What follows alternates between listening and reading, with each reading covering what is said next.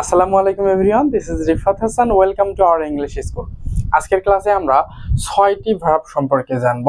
সাধারণত এই ভার্বগুলোর পর যদি আবার আরেকটি ভার্ব আসে, সেই ক্ষেত্রে ডাব্লিউএইচ ওয়ার্ড প্লাস ইনফিনিটিভ যোগ করতে হয়। সো আসলে এই ডাব্লিউএইচ ওয়ার্ড এবং ইনফিনিটিভ কি এবং কেন যোগ করে কি রকম অর্থ দেয় এবং আমরা দৈনন্দিন জীবনে কথা বলার সময় এগুলো কিভাবে ব্যবহার করতে পারি, সেটি আজকের ক্লাসে আমরা শিখে নেব। সো দেখুন, যেমন know, teach, learn, show, explain এবং টেল, এই যে 6টি ভার্ব, এই 6টি ভার্বের পর যদি আবার ভার্ব আসে, হ্যাঁ, সেই ক্ষেত্রে আমাদের সাধারণত ডাব্লিউএইচ ওয়ার্ড ব্যবহার করতে হয়। ডাব্লিউএইচ ওয়ার্ড কোনগুলো?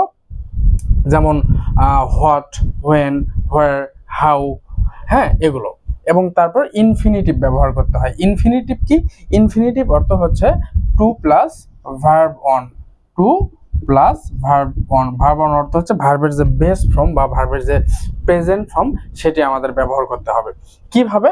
আমরা এই 6টি যে ভার্ব রয়েছে, 6টি ভার্বের জন্য 6টি বাক্য দ্বারা আমরা এখন বুঝে নেব যে কিভাবে আসলে এই ওয়ার্ডগুলোর পর আবার ভার্ব আসলে আমাদের ডাব্লিউএস ওয়ার্ড প্লাস ইনফিনিটিভ ব্যবহার করতে হয়। সো প্রথমে দেখুন, 1 নম্বর যে সেন্টেন্সটি রয়েছে, এখানে আমরা নো সম্পর্কে শিখবো। যেমন আই নো, আমি জানি, হাউ টু স্পিক ইংলিশ, কিভাবে ইংরেজিতে কথা বলতে হয়, বা আমরা যদি সরল বাংলায় বলি কিভাবে ইংরেজিতে কথা বলতে হয় আমি জানি। তাহলে দেখুন, আই নো, যখন এই যে নো আসলো, নোর পর এই যে হাউ আসলো, হ্যাঁ, হাউ, এটি কিন্তু একটি ডাব্লিউএইচ ওয়ার্ড। তাহলে ডাব্লিউএইচ ওয়ার্ড আসলো, তারপর টু স্পিক, আমরা জানি টু প্লাস ভার্ব অন অর্থ হচ্ছে এই যে ইনফিনিটিভ, হ্যাঁ, ইনফিনিটিভ একদম সহজ ভাষায় বুঝতে গেলে সেটা হচ্ছে to plus verb one.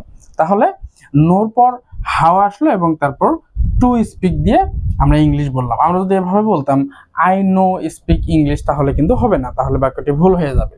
So আমরা এই নোর পর আবার যখন একটি ভার্ব আসবে, সেই ক্ষেত্রে সাধারণত ডাব্লিউএইচ ওয়ার্ড প্লাস ইনফিনিটিভ বসে। যেমন I know how to speak English, আমি জানি কিভাবে ইংরেজিতে কথা বলতে হয়। ওকে, পরের বাক্যটি আমরা একটু দেখে নিই। এখানে দেখুন, আই উইল টিচ ইউ, আমি তোমাকে শেখাবো হাউ টু স্পিক ইংলিশ, কিভাবে ইংরেজিতে কথা বলতে হয়, বা আমি তোমাকে ইংরেজিতে কথা বলা শেখাবো। সরল বাংলায় বললে এরকম হয়। তাহলে আই উইল, এই যে টিচ ইউ, টিচ কথাটি আছে না, টিচের পর দেখুন এখানে যে ডাব্লিউএইচ ওয়ার্ড আসলো, হাউ, তারপর টু স্পিক ইনফিনিটিভ আসছে। হ্যাঁ, আমরা যদি বলতাম I will teach you speak English, তাহলে কিন্তু হবে না, আমাদের হাউ টু স্পিক ইংলিশ বলতে হবে, কারণ আমরা জানি এই টিচ কথাটির পরও আমাদের ডাব্লিউএইচ ওয়ার্ড এবং তারপর ইনফিনিটিভ অর্থাৎ টু প্লাস ভার্ব ব্যবহার করতে হবে।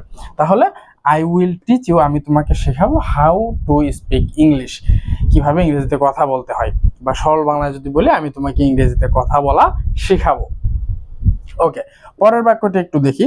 পরের বাক্যটিতে দেখুন, I want to learn how to drive a car. I want to learn, আমি শিখতে চাই, হাউ টু ড্রাইভ এ কার, কিভাবে গাড়ি চালাতে হয়, বা আমি গাড়ি চালানো শিখতে চাই। সরল বাংলা আমরা এভাবে বলতে পারি। তাহলে দেখুন এখানে রয়েছে এই যে লার্ন, আই ওয়ান্ট টু, আমি শিখতে চাই, আই ওয়ান্ট টু, আমি চাই, লার্ন, শিখতে। তাহলে এই লার্ন কথাটির পর দেখুন এখানে এই যে হাউ, হ্যাঁ, এই যে ডাব্লিউএইচ ওয়ার্ড, তারপর টু ড্রাইভ, টুর পর এই যে ড্রাইভ আমরা জানি মানে চালানো, আর কার। তাহলে I want to learn how to drive a car, আমি গাড়ি চালানো শিখতে চাই। তাহলে এখানে লার্নের পরেও কিন্তু প্রথমে ডাব্লিউএইচ ওয়ার্ড আসলো, তারপর ইনফিনিটিভ আসলো, অর্থাৎ to plus verb one. So এটিও আমরা দেখে নিলাম। তারপর দেখুন এই যে এখানে রয়েছে শো, হ্যাঁ, শো মি, আমাকে দেখাও বা প্রদর্শন করো, হাউ টু ডু ইট, কিভাবে এটি করতে হয়। তাহলে আমরা এই যে শোর পরেও কিন্তু এই পাশে দেখুন ডাব্লিউএইচ ওয়ার্ড আসলো, তারপর টু ডু ইনফিনিটিভ। সো প্রতিটি বাক্যেই কিন্তু এরকম হচ্ছে। আমরা দেখতে পাচ্ছি যে এই ওয়ার্ডগুলোর পর আমাদের সাধারণত আবার যখন ভার্ব আসছে, সেই ক্ষেত্রে আমাদের প্রথমে ডাব্লিউএইচ ওয়ার্ড, তারপর টু প্লাস ভার্ব ব্যবহার করতে হচ্ছে। পরের বাক্যটি একটু দেখেন, please explain how to play chess. আমরা জানি এই যে এক্সপ্লেইন কথাটিও কিন্তু এই 6টি ভার্বের মধ্যে রয়েছে। তাহলে প্লিজ এক্সপ্লেন, দয়া করে ব্যাখ্যা করুন, হাউ টু প্লে চেস, কিভাবে দাবা খেলতে হয়। আমরা জানি চেস মানে দাবা। তাহলে এই যে এক্সপ্লেইন যে কথাটি রয়েছে, এক্সপ্লেনের পর কিন্তু প্রথমে ডাব্লিউএইচ ওয়ার্ড আসলো, তারপর টু প্লাস ভার্ব। এই যে দেখুন, সো প্রতিটি বাক্যে এরকম হচ্ছে। যেমন টেল মি, আমাকে বলো, হাউ টু কুক, বিরিয়ানি, কিভাবে বিরিয়ানি রান্না করতে হয়। তাহলে এই যে টেল, আমরা জানি এখানে টেল রয়েছে, এই টেলের পরেও কিন্তু এখানে প্রথমে ডাব্লিউএইচ ওয়ার্ড, তারপর টু কুক চলে আসলো। সো আমরা সবগুলো বাক্যতেই সাধারণত দেখতে পাচ্ছি যে হাউ হাউ তারপর হাউ, এই হাউ ব্যবহার করা হচ্ছে। সো আমরা হাউ ব্যবহার না করে কিন্তু আরো যে কোনো ডাব্লিউএইচ ওয়ার্ড ব্যবহার করতে পারি। যেমন আমি যদি এই বাক্যটি, যেমন দেখুন, I know how to speak English, আমি জানি কিভাবে ইংরেজিতে কথা বলতে হয়। আমরা যদি না বলে বলতে চাই I know where to go, আমি জানি কোথায় যেতে হয়। I know when to speak, আমি জানি কখন কথা বলতে হয়। I know when to start, আমি জানি কখন শুরু করতে হয়। হ্যাঁ, I know when to stop, আমি জানি কখন থামতে হয়। সো এই ধরনের যে বাক্যগুলো রয়েছে সাধারণত এই 6টি যে ভার্বের পর আবার যদি কোনো ভার্ব আসে সেক্ষেত্রে আমরা ডাব্লিউএইচ ওয়ার্ড বসিয়ে তারপর ইনফিনিটিভ বসিয়ে দেবো অবশ্যই। সো আশা করছি এই ছোট্ট ক্লাসটি থেকে আমরা বুঝতে পারছি যে এই সাধারণত এই ওয়ার্ডগুলোর পর আমরা ডাব্লিউএইচ ওয়ার্ড এবং ইনফিনিটিভ ব্যবহার করব, এবং তাহলে কেমন অর্থ দিবে সেটাও আমরা দেখে নিলাম।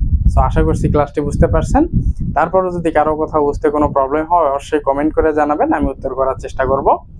আজকের মতো ভিডিওটি এখানেই শেষ করছি, দেখা হবে পরবর্তী ভিডিওতে। ততক্ষণ ভালো থাকবেন, সুস্থ থাকবেন, আল্লাহ হাফেজ।